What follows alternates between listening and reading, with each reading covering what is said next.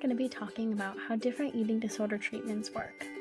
In this final episode of this series, we're going to be talking about the healthcare system, ways to start treatment, and types of therapy. We're also going to be doing a myth bust, an interview, and a recap of the entire course. First, we're going to talk about the healthcare system. This is a bit complex. There are several levels of eating disorder healthcare services. These include outpatient, intensive outpatient, partial hospitalization, inpatient, and acute medical stabilization. Outpatient care. Outpatient care is usually very flexible. The patient lives at home, visits a provider somewhat frequently, is medically stable, and is more independent. Intensive outpatient care. This is a program where patients visit specialized settings, including centers, hospitals, treatment facilities, or virtually, 2 to 3 times a week for multiple hours. They are medically stable and maintain a regular life at home. However, they do require additional support and care. Partial hospitalization. Partial hospitalization is generally 5 days a week for 6 to 8 hours a day. The program is during the day while the patient is home at night. It is very structured and intensive. Inpatient care. Inpatient care is a specialized setting including a center, hospital, or treatment facility with 24-hour care. Services include medical management and intensive treatment. It is very intensive and structured as well. Residential is a less intensive version of inpatient. This has group therapy, support to stop eating disorder behaviors, nutrition counseling, and supervised and supportive environments. Acute medical stabilization. This is the highest level of care, and the patient is medically unstable. Once medically stabilized, the patients are then transferred to a lower level of care. Medical complications due to eating disorders such as cardiovascular problems and organ failure can result in acute medical stabilization.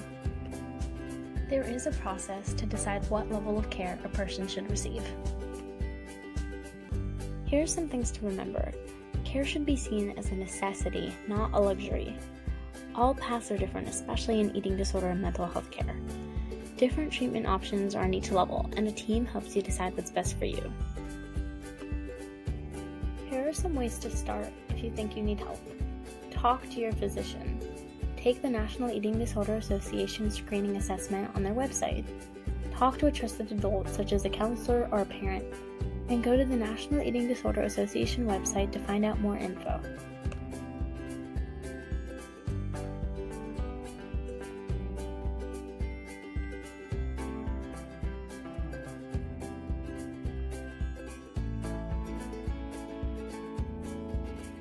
Today we're also going to explore the different types of therapy used in mental health disorders and eating disorder recovery. These include ACT therapy, CBT therapy, CRT therapy, and family-based treatment. And you should keep in mind that there are other forms of treatment and therapy out there. ACT, or Acceptance and Commitment Therapy. This type of therapy helps you to focus on changing your actions while identifying core values and committing to reaching goals. It helps you to live an authentic life while also managing anxiety and pain. You also work on mindfulness strategies. Cognitive behavioral therapy. This type of therapy is short-term and symptom-oriented. It helps you modify and process body dysmorphia. You learn skills to combat unhealthy attitudes about shape, weight, and size, and you become aware of inaccurate thinking. Cognitive remediation therapy. This type of therapy helps develop skills like the ability to focus on more than one thing, and it's usually for patients with anorexia nervosa. This can help with attention, memory, and the ability to execute, and overall improve psychological functioning. Family-based treatment. This is a home-based type of therapy, and it's effective to treat bulimia nervosa and anorexia in adolescents. It focuses on weight restoration, reestablishing healthy eating patterns as a family, and reducing compulsory behaviors. All of these types of treatments can be effective. It really depends on the person, their history, their symptoms, and a lot of other factors that doctors weigh in. Getting the right type of care is really important to your recovery, and it's also important to note that these aren't the only types of treatments out there. For today's myth bust, we're going to talk about the myth that eating disorders completely go away after treatment. Treatment is there to help you deal with eating disorder behavior and helps to reduce and ultimately erase unhealthy eating patterns. However, this doesn't mean that the body image thoughts automatically go away. Eating disorder treatment is there to help you learn to manage them better. It helps you control the impact an eating disorder has on your life. Even people who haven't had an eating disorder diagnosis or haven't struggled with an eating disorder can have body image issues. It's really a spectrum. We're living in a culture where diet and body shape is a focus. Struggling with body shape after recovery is super common. Treatment is there to decrease the severity of the eating disorder or body image issues and decrease the time spent thinking about it. For today's interview, we're going to talk to Kim Milcron, an eating disorder specialist. She also runs a social media group on Instagram for mindful thinking. What is your background, schooling? How did you get into, why did you decide to be an eating specialist? I never intended to go to grad school. Let's start with that. I worked with young children on the autism spectrum disorder for over 15 years. I was loving that work. And then I found that more families were needing support. So I decided to go back to school and get the psychology degree with the license. Okay. And even then, I wasn't doing eating disorders. But I had already recovered from my own eating disorder. And so when I was doing my internship, I did something like this where I wanted to run an eating disorder group when I graduated. I'm like, this is important. And then things started to open up as far as treatment centers, right? So I worked at a few eating disorder treatment centers. So if we're looking at something that's, medically concerning, whether you are significantly underweight or you are binging and purging almost every day. And with binge eating disorder, if that is going on multiple times a day, medically, it's not safe. Right? So this is when we start to encourage people to get treatment. We would make sure to do therapy, have a dietitian, which is very important. With eating disorders, it's important to have a good team.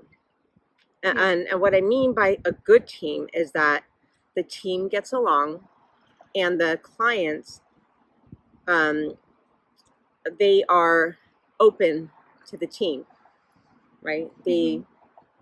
That way they will work harder and believe that they can make the change. What are the most common eating disorders that you see in your line of work? So the most common lately, I've been seeing an increase of binge eating disorder. Do you think that's in relation to COVID? I think so. Okay. There isn't enough evidence, but if you had binge eating disorder tendencies from a long time ago, or think about being isolated for so long and not having anywhere to go, no coping skills. It's a comfort thing. Yeah. What should someone do if they need help but they don't know where to start?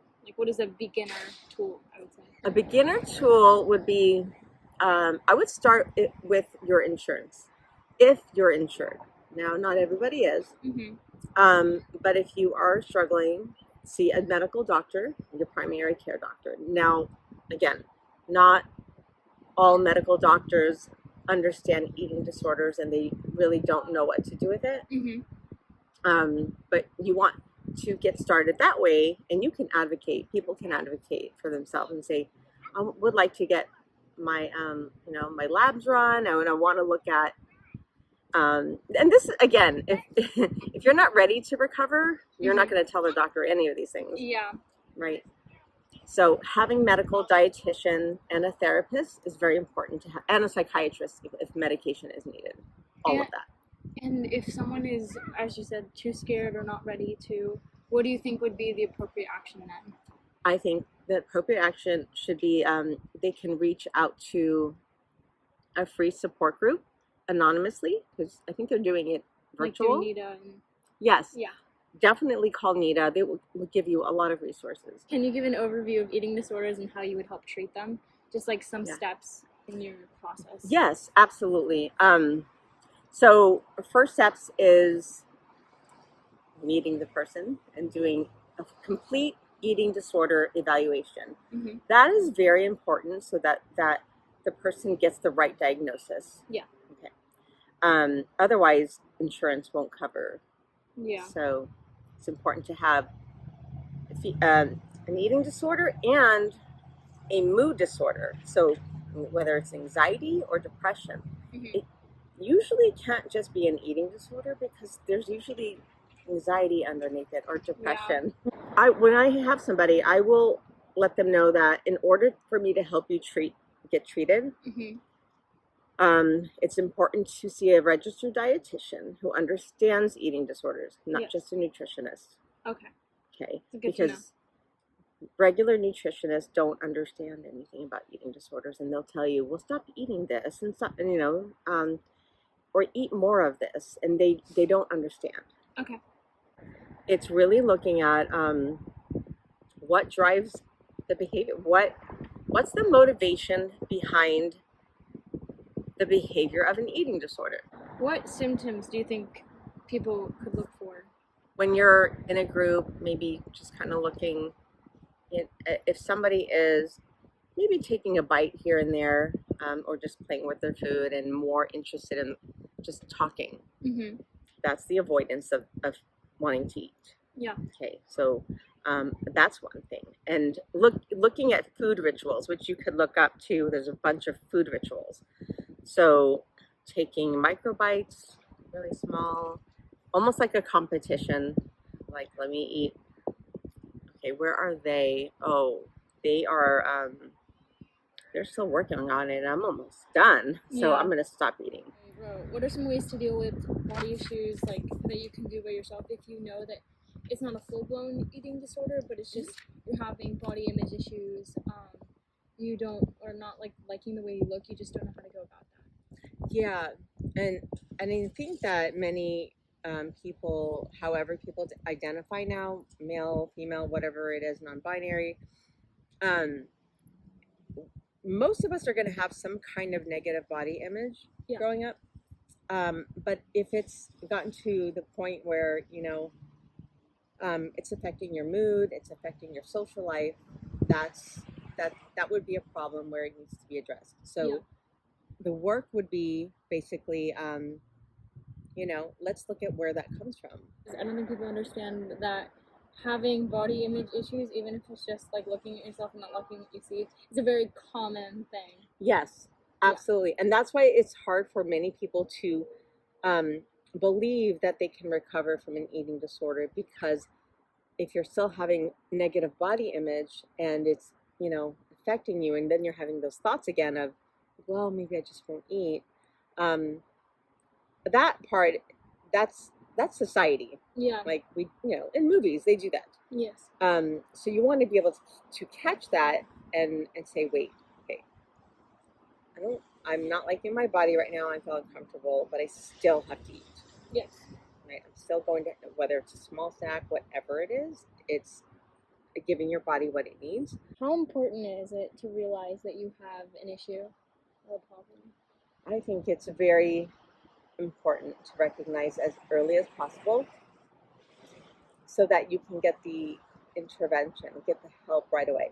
Yeah. Because the sooner you get it, and especially for young, 13, 12-year-olds, catching it while they are going through it, it can make a bigger impact. It may be harder because at that age, there's a lot of rebellion and a lot of, I want to control myself.